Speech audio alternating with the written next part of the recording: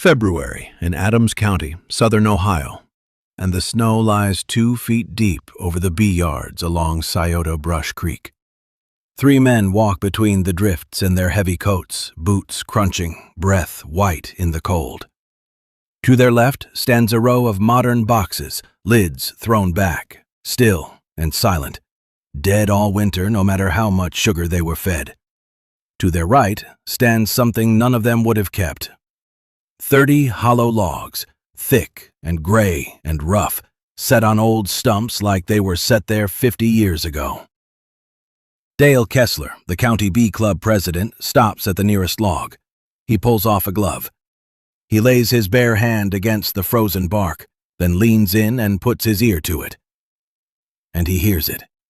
A low, steady hum, warm and alive, rising out of a piece of wood in the dead of February. He does not say anything. Beside him, Ray Coburn, who trucks his hives to the almond bloom every spring, takes off his cap. These are the same men who laughed in front of the whole club the night Ray Coburn laughed loudest and Wade Perlman gave the joke its name. Keeping bees in firewood. These are the same logs a county inspector had ordered destroyed, and now every box they own is empty, and her 30 logs are humming. The question in all 3 of their faces is the one nobody can answer. What did those old logs do that no modern hive and no chemical in the county could? But to understand what she kept alive in that wood, you have to go back. Back to the spring of 2016, to a failing farm and a dead man's notebooks. If you have ever been told your idea was worthless, this story is for you. Subscribe and follow along, and tell us where you're watching from. The spring of 2016 came late to the ridge above Scioto Brush Creek, and Nora Whitfield drove the last mile to the home place with the truck low on gas and a folder from the bank on the seat beside her. Her father had been dead 5 weeks. The barn roof sagged on one corner, the fences leaned, and out past the garden, in the tall grass under the black locusts, sat 30 gray logs on rotting stumps. Her grandfather Elias had cut and hollowed them himself, one every year or two, across half a century. She had not walked among them since his funeral.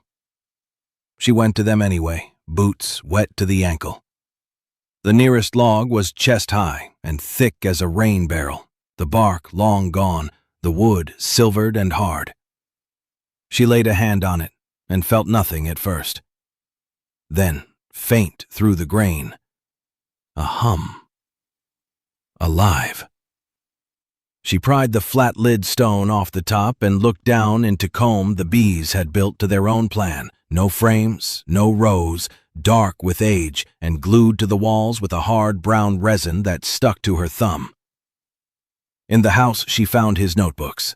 41 of them in a feed sack in the closet, each one dated on the cover in pencil. Swarm dates, frost dates, mite counts scratched in columns nobody had taught him to keep. On the first page of the earliest book he had written one line in a slow, careful hand that she would read 100 times before that year was out. The bank wanted $42,000 by fall. The bees wanted nothing at all. Nora sat on the porch step with the sack of notebooks in her lap and watched the last light drain off the logs, and every one of them was humming. The bee club met in the back room of the feed store in West Union on a Thursday night in June, and Nora Whitfield came with a jar of comb honey and one of Elias Whitfield's notebooks under her arm. Folding chairs, coffee going cold, 30 men and 2 women. She stood up when Dale Kessler asked if anyone new had bees, and she told them about the 30 logs on the ridge, the fixed comb, the 50 years of records. She said she meant to keep them the old way, no boxes, no strips, no fall treatments. The room went quiet. Then it laughed. Ray Coburn laughed loudest. He hauled 400 hives to the California almonds every February and knew what money in bees looked like. "Honey," he said. "You can't inspect firewood. Cut that comb out. Put them in Langstroth boxes. Treat them in August like the rest of us, or you'll bury every one by spring." Kessler was gentler and worse. He told her the wild tree bees all died when the mite came through in the 90s, that sentiment did not overwinter a colony, that her grandfather had gotten lucky for a while. A younger man near the door, Wade Perlman, who ran 200 nukes for sale each spring, put it plainest. "Bees in firewood," he said, and shook his head. "She's keeping bees in firewood." The phrase went around the room and stuck. Nora did not argue. She wrote 3 words in the margin of the open notebook while they talked, closed it, and set the jar of comb honey on the table by the coffee pot on her way out. Nobody touched it. At home that night, she carried a lantern out to the black locusts, knelt at the weakest of the 30 logs, the one that barely hummed, and reached up under the lid to feel how few bees were left inside. Late October on the ridge, the black locusts bare, frost already whitening the grass by 7 each morning. Nora Whitfield carried her grandfather's oldest notebook out to the logs with a borrowed thermometer and a tape measure looped over her wrist. She meant to check what Elias had scratched in the columns against the wood itself.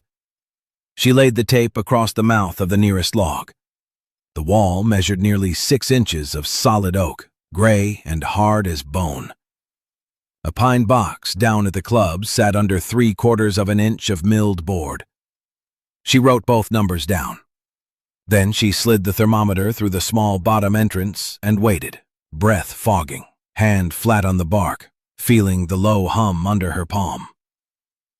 Elias had kept the honey weights too. Page after page, a colony in a log going into winter heavy and coming out in April having eaten far less than a box beside it. He had underlined one entry twice. The cluster in thick walls did not have to burn stores fighting the cold that poured through thin pine. Warm walls, less honey spent, more bees alive at thaw. She turned to a later page and found the resin. He called it bee glue. The bees had lined every rough inch of the cavity with a hard brown envelope of it, and where Elias noted a heavy coat, he noted fewer sick colonies the spring after. She scraped a bead of it under her thumbnail and smelled it, sharp and clean, like pine and something older. The thermometer, when she drew it out and read it against the frost, sat a full 15 degrees warmer than the air, in a piece of wood everyone told her to burn. Snow came early to the ridge that first winter, and by the second week of December, Nora Whitfield walked the row of logs at first light with a length of garden hose held to her ear like a stethoscope.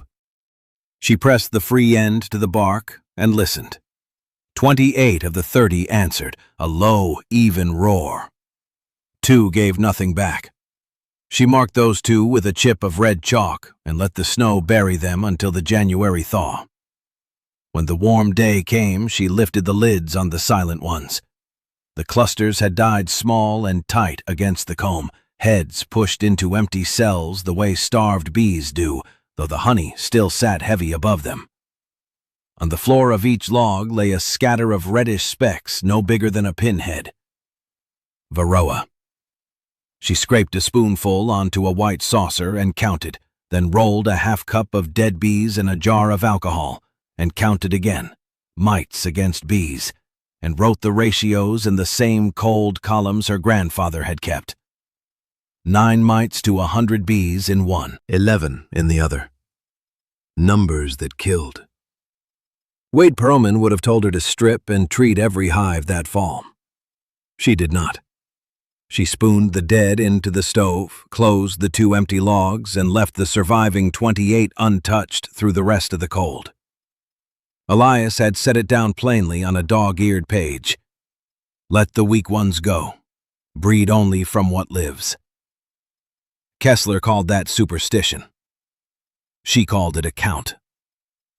She stood in the melting yard with the saucer of mites drying in her palm, and asked herself the only question that mattered. If she never once reached for a strip, how many of the 28 would still be humming when February came again? The swarm left on a bright morning in late April, and Nora Whitfield was hanging wash at the house when she heard the roar climb over the black locusts. By the time she ran the ridge with a bucket and a sheet, the cloud had already lifted past the fence line and drifted east over the creek. Gone. One of her strongest logs, a colony she had counted on, poured itself into the sky and abandoned the comb behind. She stood in the wet grass and wrote the date down anyway. Worse came in the shed. 3 combs of stored comb she had cut and saved sat webbed over with gray silk, riddled with the tunneling of wax moth larvae. The wax turned to gritty dust. She scraped a handful into her palm and let it fall. The truck that pulled up the lane that afternoon belonged to Harlan Voss, retired 30 years off the state apiary board, a narrow man with hands spotted like old paper. A neighbor had told him about the girl with the log gums. He looked at the empty log a long while. "You didn't lose her to mites," he said. "She got crowded and cast a swarm, and you weren't standing here to hive it." He showed her how to read the queen cells along the comb bottom, how a small cavity pushes a colony to split, how each split leaves the brood nest empty for a spell. He set a bait box baited with old comb in the fork of a walnut. "Count clean," Voss told her. "Sugar roll, not guesswork. Half a cup of bees, count what falls." Then he climbed back in the truck. Nora watched the dust rise behind him down the lane and settle slow over the ditch weeds, still holding the ruined comb in her fist.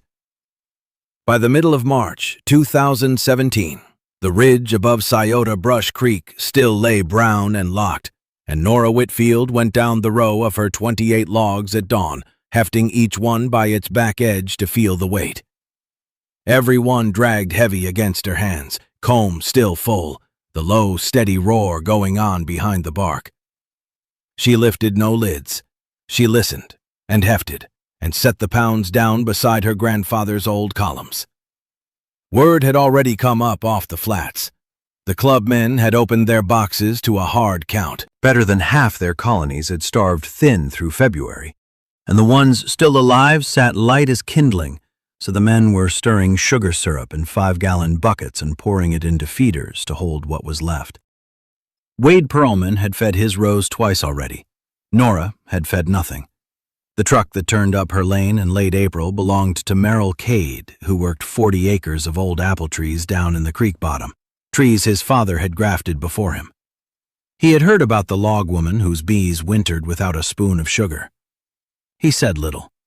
He walked the row of gums once, slow, hands buried in his coat, then turned at the far post and walked it back a second time, stopping at each entrance to watch the foragers lift into the cool sun. At the fence, he named his terms.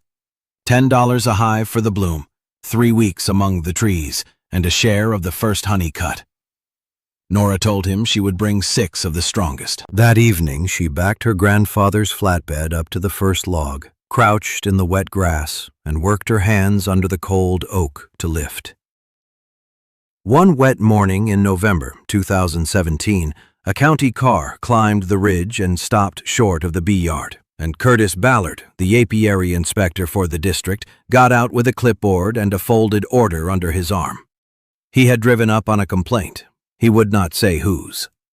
He walked the row of logs, rapped a lid with one knuckle, and told Nora Whitfield what she already knew, that the law wanted removable frames a man could lift out one at a time. "I can't clear a hive I can't open," he said. "Fixed comb's been against the code since before you were born." She asked him what he was hunting for. He said American foul brood, a spore disease that rots the brood, and that his whole job came down to pulling each frame to the light and reading the capped cells for it.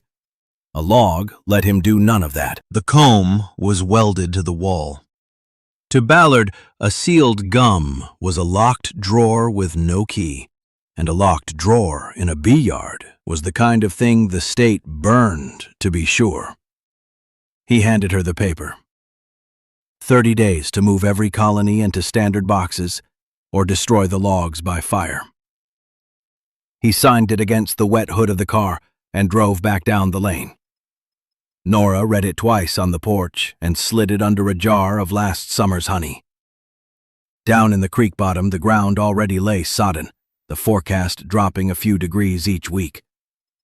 She had 30 logs, a hard fall closing over the ridge, and one line from the inspector she could not shake, that the spores, he feared, could lie quiet in Old Combe for 70 years and still kill. The count going yard to yard around West Union that February 2018 was the same grim number everywhere. Dead, mostly dead. A fistful of bees where a colony had wintered. The hard freeze that came down over the ridge in November had hollowed out the boxes on the flats. Curtis Ballard drove up the lane to serve the 30 days he had written and found Nora Whitfield hefting her logs at first light, the low roar going on behind the bark of nearly all of them. He left the order folded in his coat and stood a long while. By noon, 2 trucks had climbed the same mud tracks. Wade Pearlman came, and behind him, a heavy-set man Nora had never met, Del Rearick, who hauled 400 boxes to the California almond bloom every January, and had laughed loudest at the club about a girl keeping bees in stovewood. They walked the row. Rearick crouched at an entrance and watched the foragers lift into the cold sun on cleansing flights, bellies gold. He rapped a lid, felt the weight, said nothing. Ballard finally spoke. "How many did you lose?" 3, Nora said. "Out of 30. Rearick straightened and pulled off his cap. He had wintered 400 boxes and pulled maybe 200 alive, fed twice, treated on schedule. He looked down the line of oak gums humming in the snow, then at the paper riding in the inspector's pocket, and turned the thing over in his mind that none of them could yet answer. What had the old wood and the untreated bees done that his chemicals and his warm sheds could not?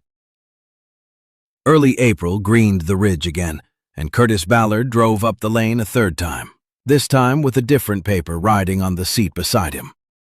He found Nora Whitfield splitting her strongest logs into starts, easing bars of brood and bees into small pine boxes she meant to sell. He watched her hands a while before he spoke. The state would not burn a yard that had outwintered every other bee yard in the district. He had written the thing up fresh, a standing agreement. Each fall, she would let him lift one strip of comb through a cut hatch in a single gum and read the capped brood for foul brood.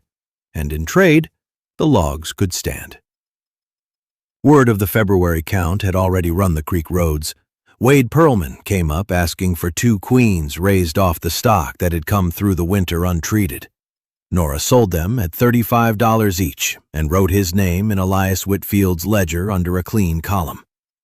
Merrill Cade, the orchardman, ordered 4 nucleus colonies for his bottom trees. Even Del Rearick, who hauled 400 boxes to the almonds, mailed a letter asking after her breeder queens and folded a check inside before she had named a price. By the middle of June, she kept a waiting list on the back of an old feed sack. She grafted young queens off the 2 gums that had never once taken sugar or a drop of chemical, dated each cage in pencil, and set them in a cooler on the porch rail. Evening light slid down the row of them. A single worker crawled the mesh of the nearest cage and pressed her tongue through the wire to the caged queen inside. A Sunday in late November, 2018, and the first hard snow came back over Adams County, laying the same 2 feet across the bee yards along Scioto Brush Creek. Nora Whitfield walked her row of oak gums with a lantern before dawn, the way Elias always had, and pressed her ear to the cold bark of one log after another. Under every lid, the low roar answered. She stopped at the 2 oldest gums, the pair that had never taken a spoon of sugar or a strip of chemical, and lifted the last of Elias Whitfield's notebooks off the porch shelf. 53 winters of dates ran down the pages in pencil. On the final page, under the entry for the winter he died, he had set down one line, the same line she had read aloud into the dark that first February. She said it now, over the humming logs. Keep the ones that keep themselves. That was the whole of it. She had not warmed her bees, nor fed them, nor dosed them. She let the weak go in the cold, and bred forward only from the survivors, in walls thick enough to hold their own heat, sealed in the resin they laid down along the grain. The county had trucked its colonies to the almonds and buried them by February. The old man in the churchyard had kept his half a century in firewood, and now she kept hers the same way. The land does the choosing, if a person is patient enough to let it. What looked like stubbornness in a young woman with 30 hollow logs was only an older kind of listening. The bees that live will teach you how to keep bees. The rest is noise. If somebody ever laughed at you for doing a thing the slow, old way, tell us in the comments how it turned out, and tell us where you're watching from. Subscribe and follow along, and we'll be back next week with another.